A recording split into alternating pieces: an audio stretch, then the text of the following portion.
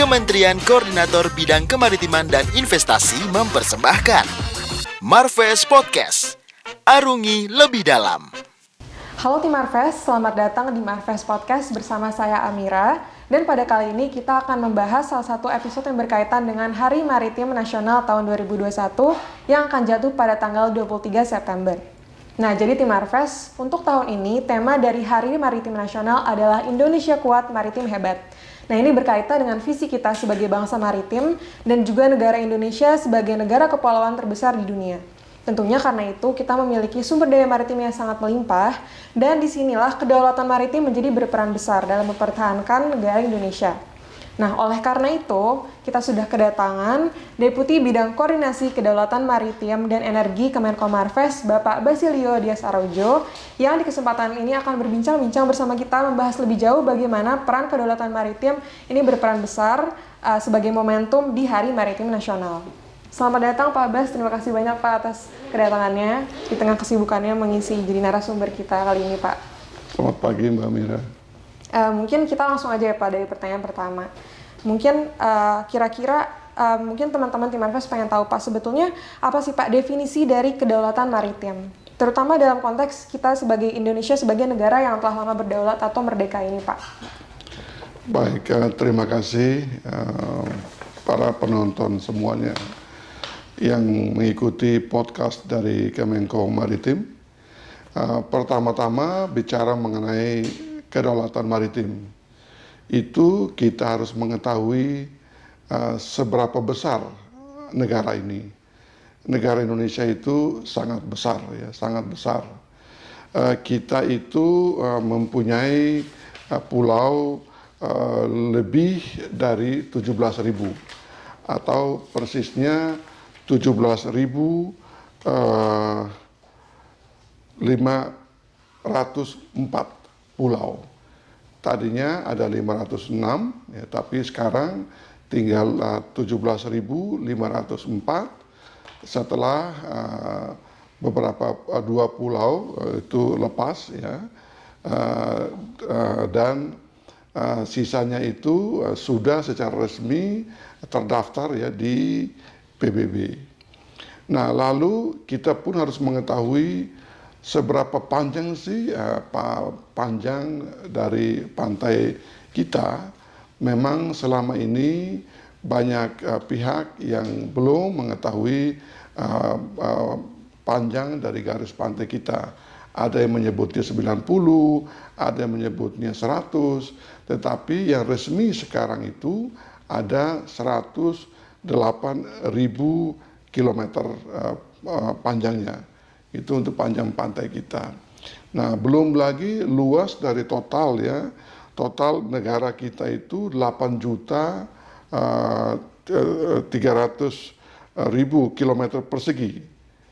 Dan kalau kita lihat dari jarak penerbangan saja, dari satu titik ke titik lain, itu dari Aceh sampai Papua itu bisa menempuh waktu 8 jam terbang. Dan kita itu terbagi dalam 3 zona waktu. Nah, ini menunjukkan betapa besarnya negara kita ini. Dan sebagai negara kepulauan, dengan pulau yang begitu banyak, tidak gampang kita mengelolanya. Maka ketika kita bicara mengenai kedaulatan maritim, itu kita bicara tentang seberapa kuat atau seberapa mampu kita dapat menjaga seluruh pulau yang kita miliki, seberapa kuat, seberapa jauh kita bisa menjaga seluruh garis pantai kita, seberapa kuat kita bisa menjaga 17.504 pulau yang kita miliki. Itu belum lagi kita bicara tentang bagaimana kita bisa memanfaatkan sumber daya yang kita miliki yang ada di laut. Itu mulai dari 12 mil laut sampai ke 200 mil laut, dan sekarang kita sedang mengklaim wilayah sampai ke 350 mil laut, dan juga setelah 350 mil laut tersebut, kita pun masih ada lagi kewenangan yang bisa diberikan atau bisa dimiliki oleh semua negara untuk bisa mengelola semua sumber daya yang ada di landas kontinen. Itu yang berada di luar dari 350 mil laut. Nah, semua ini menunjukkan bahwa kita sebagai negara berdaulat, kita harus punya kemampuan untuk bisa menjaga dan juga untuk bisa mengelola semua sumber daya yang kita miliki, baik di darat maupun di laut. Oke, baik Pak. Berarti berbicara tentang dari segi teritorial yang sangat luas, kemudian juga sumber daya maritim kita yang kaya gitu Pak. Nah, apa aja Pak kira-kira keuntungan Indonesia dari segala sumber daya tersebut Pak?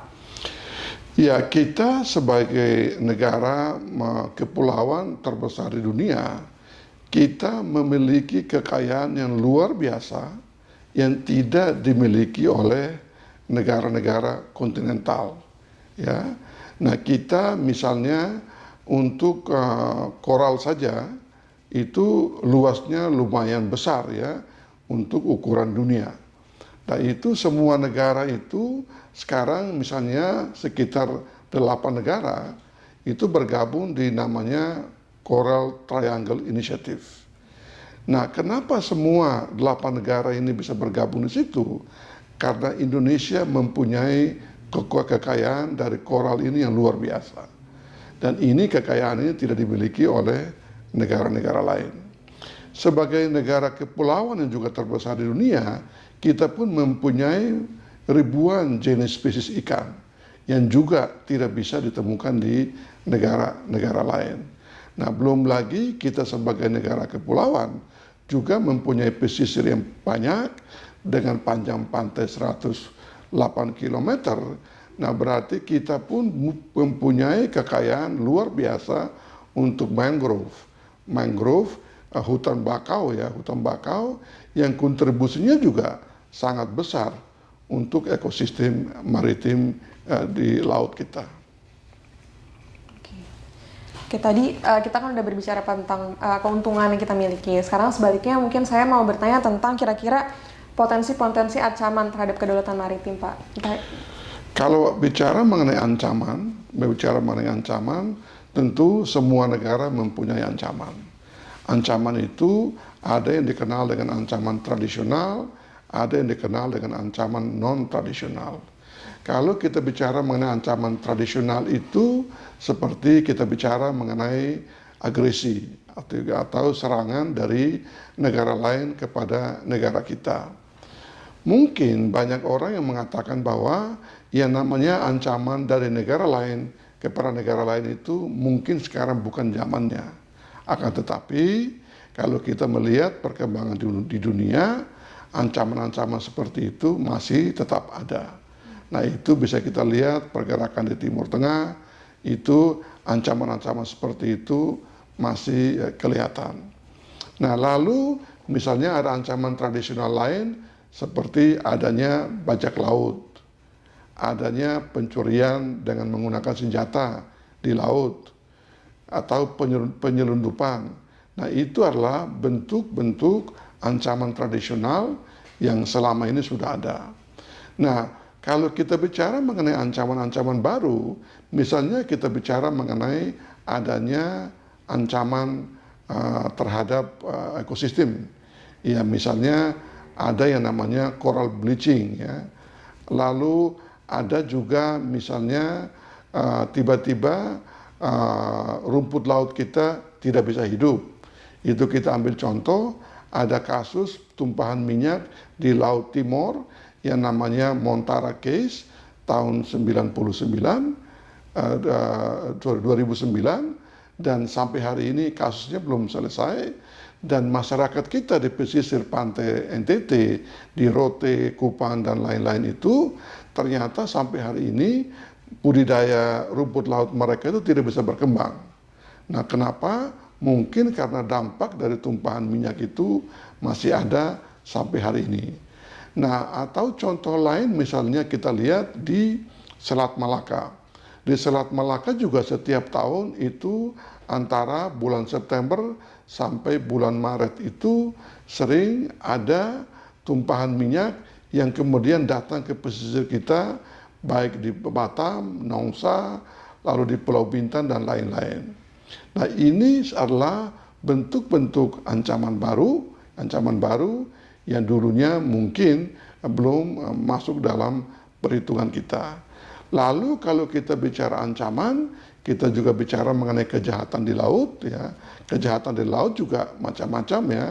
Misalnya dulu kita pernah pada tahun 2015 pernah kita dengar kasus yang namanya kasus Benjina.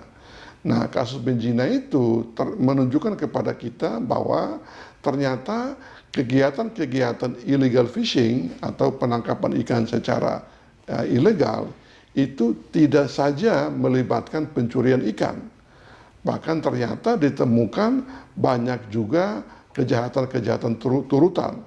Di antaranya misalnya ada kerja paksa, ada pekerja di bawah umur, bahkan ada misalnya kasus eksploitasi seksual, itu juga kelihatan.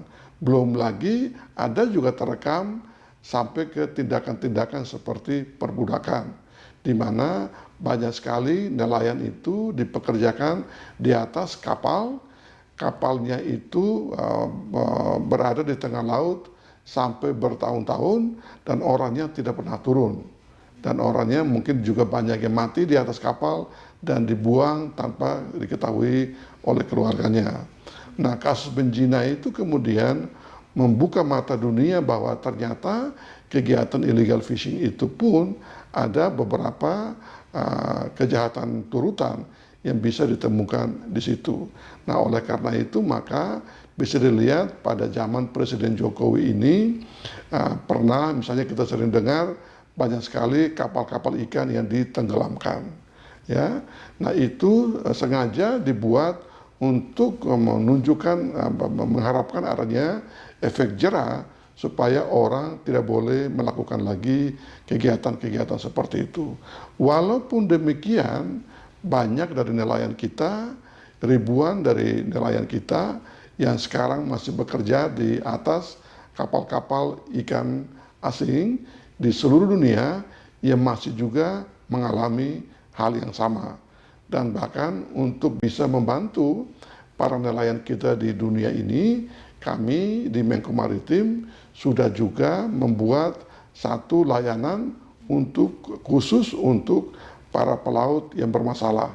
Dan untuk layanan ini bisa dibuka di website Menko Maritim, maka langsung akan muncul pada halaman pertama itu tentang tata cara bagaimana menyampaikan informasi tentang pelaut terlantar. Dengan demikian kami di Menko Maritim akan mencoba menanganinya dengan melibatkan semua kementerian yang ada. Oke. Mungkin menarik ya Pak, tadi salah satu bahasannya adalah bagaimana peran nelayan di sini di dalam kedaulatan maritim.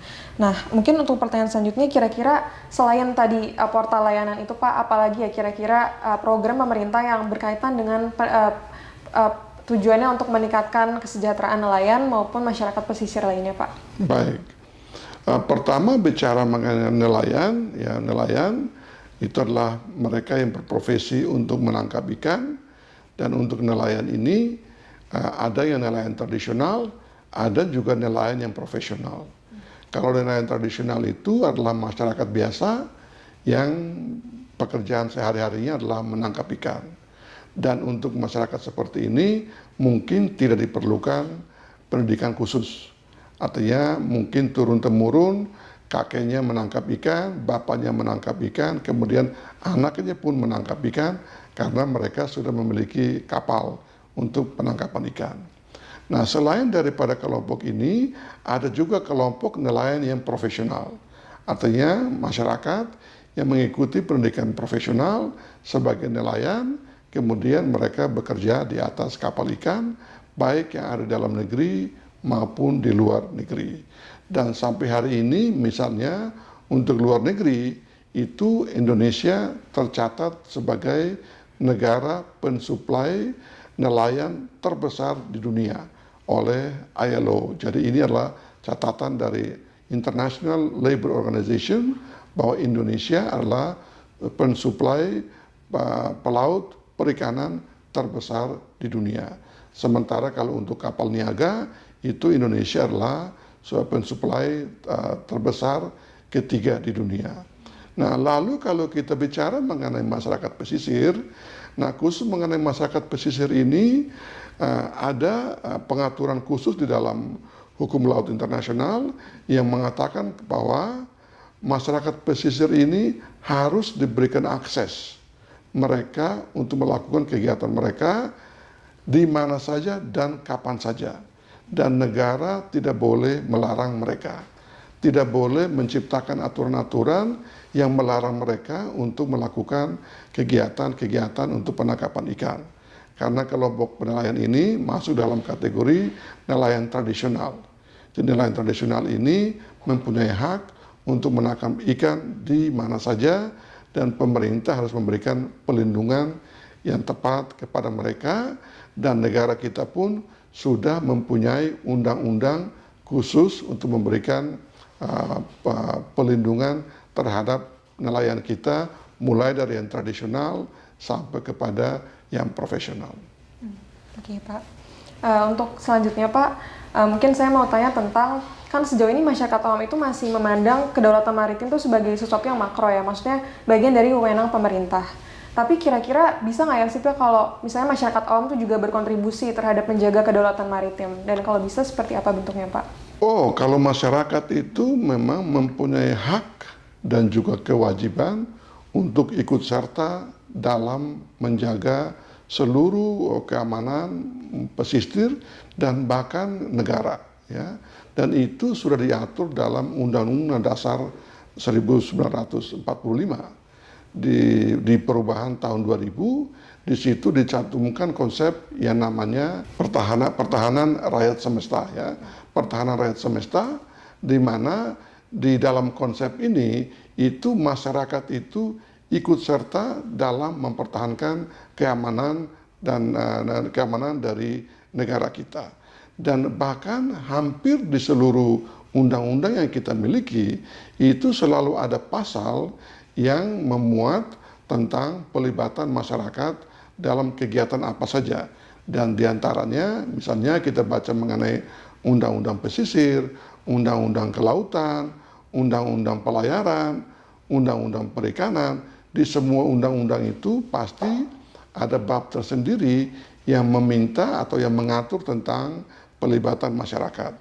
Dan karena konsep pertahanan rakyat semesta ini sudah merupakan aturan dasar dari konstitusi kita, maka masyarakat pun harus, dan undang-undang dasar mengatakan bahwa masyarakat wajib ikut serta dalam pertahanan dan keamanan negara kita.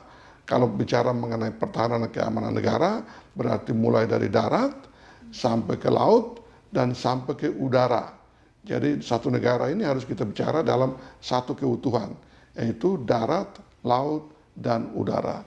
Dan masyarakat di sini tentu beda-beda. Kalau masyarakat yang di darat, ya umum adalah masyarakat yang tinggal di darat. Kalau masyarakat yang di laut, kita bicara mengenai nelayan. Lalu kita bicara mengenai para pelaut yang membawa kapal. Mereka itu pun punya tanggung jawab untuk ikut serta dalam pertahanan dan keamanan negara kita. Dan kalau kita bicara mengenai pertahanan udara dan pelibatan masyarakat, berarti kita bicara mengenai bagaimana peran dari para pilot, para pramugari, dan juga para penumpang yang naik pesawat itu ketika mereka melihat ada hal-hal yang aneh-aneh, maka mereka wajib menyampaikan laporannya kepada aparat hukum yang ada. Berarti kesimpulannya seluruh lapisan masyarakat itu bisa berkontribusi terhadap menjaga kedaulatan maritim ya Pak? Bukan bisa, tapi wajib. Wajib, oke. Berarti wajib berkontribusi tim Marves, seperti itu. Oke, mungkin pertanyaan terakhir dari saya Pak. Berkenaan dengan Hari Maritim Nasional, bagaimana Pak Abbas memaknai Hari Maritim Nasional dan apa harapannya untuk kedepannya untuk Indonesia sebagai negara maritim Pak? Baik, jadi setiap tanggal 23 September kita merayakan yang namanya Hari Maritim Nasional. Ya, kalau kita lihat dari sejarah, misalnya deklarasi Juanda itu tanggal 13 Desember. Ya, namun kita menetapkan tanggal 23 September sebagai Hari Maritim Nasional. Dan pada hari-hari seperti ini, kita mencoba mengingatkan masyarakat kita bahwa negara kita itu adalah negara maritim. Nah, negara maritim itu harus dicoba bedakan dengan negara-negara lain. Kenapa kita mendeklarasikan diri kita sebagai negara maritim? Tentu pertama, karena kita telah mendeklarasikan diri kita sebagai negara kepulauan, yaitu berdasarkan deklarasi Juanda tanggal 13 Desember tahun 57. Lalu kita pun misalnya bicara mengenai manusia, kita adalah pensuplai pelaut terbesar untuk perikanan nomor 1 di dunia, dan untuk kapal niaga adalah nomor 3 di dunia. Lalu kita pun memiliki beberapa selat yang sangat penting yang juga dilalui oleh pelayaran internasional, yaitu Selat Malaka, Selat Sunda, Selat Lombok, dan Selat Ombai, dan beberapa selat lagi. Nah, selat-selat ini adalah kemewahan, ya, kemewahan yang diberikan oleh Yang Maha Kuasa kepada Indonesia. Nah, oleh karena itu, maka pada hari-hari maritim seperti ini, marilah kita lihat semua kekayaan yang kita miliki. Misalnya di Selat Lombok, Selat Sunda, Selat Malaka itu setiap tahun itu dilewati 200.000 kapal asing. Nah, kalau ada jumlah kapal asing yang begitu banyak, berarti menunjukkan kepada kita bahwa potensinya sangat besar. Artinya potensi ekonomi sangat besar kalau kita bisa melihat 200.000 kapal itu sebagai potensi ekonomi. Maka pada hari-hari maritim nasional seperti ini, sekali lagi kami mengundang untuk seluruh masyarakat, mari kita memahami apa yang dimaksud dengan konsep Indonesia sebagai negara maritim. Artinya kita melihat semua pulau yang kita miliki, 17.504 pulau tadi, dengan panjangnya 108 km itu, kita lihat semua itu sebagai kekayaan, sebagai potensi yang kita miliki. Nah, dengan demikian, pada hari-hari seperti ini, setiap kita merayakan Hari Maritim Nasional, tanggal 23 September, maka kita mencoba melihat ke laut, dan membayangkan kemampuan, membayangkan kekayaan yang kita miliki. Dan kita mengundang semua masyarakat untuk mari kita mari kita menjaga kekayaan yang kita miliki ini secara bersama, dan mari kita memanfaatkan kekayaan yang kita miliki ini untuk kemaslahatan kita bersama. Oke. Terima kasih banyak Pak atas waktunya. Mungkin teman-teman tim Marves, jadi Hari Maritim Nasional ini adalah momentum bagi kita semua untuk membangun kembali identitas kita sebagai bangsa maritim. Dan tadi yang Pak Bas bilang juga, kita semua wajib untuk berperan aktif dalam menjaga kedaulatan maritim. Jadi jangan malas-malas buat ikutin isu-isu tentang kedaulatan maritim, karena ada luas sekali. Kalau misalnya tim Marves tertarik misalnya kesejahteraan nelayan, atau misalnya sampah laut, atau mungkin pertahanan dan keamanan, itu semua ada banyak isu yang bisa kita ikuti dan terus tingkatkan wawasan kita. Jadi terima kasih telah menonton episode Marves Podcast kali ini, dan sampai jumpa di episode selanjutnya. Terima kasih.